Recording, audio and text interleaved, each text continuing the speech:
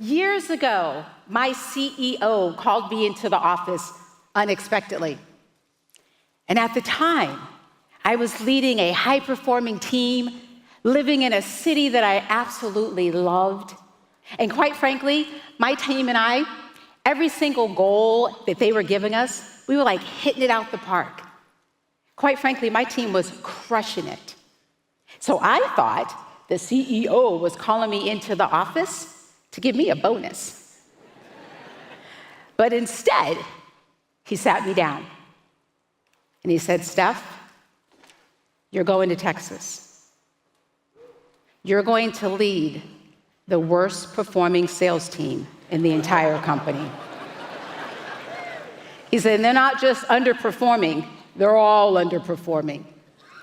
And soon they're going to be wondering why you just became their new boss." Now, can I be honest with you? I didn't want it. I had no intention of going to Texas. I certainly wasn't looking for a new team.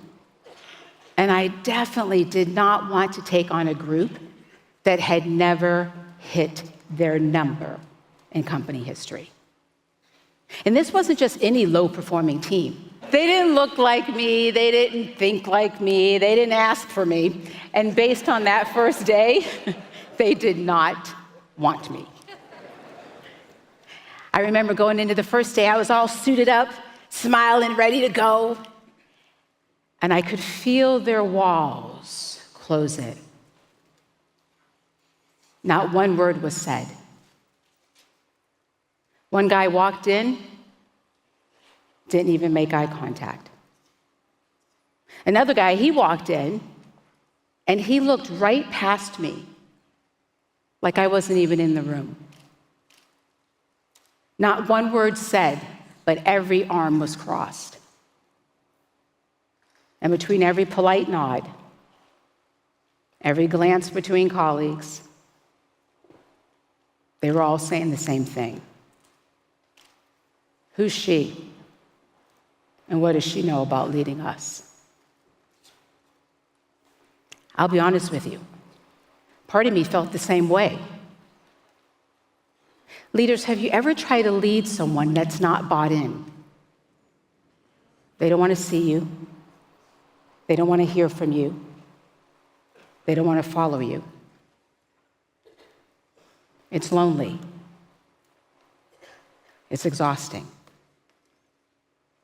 And it's humbling. But here's what I knew. I didn't come there to be liked. I came there to lead. And I wasn't going to try to force myself into their world, nor was I going to try to force them to fit into mine. But what I was going to do was to make sure that we created something where we could all fit and feel like we belonged. So for the next couple of months, I did something many leaders skip. I listened.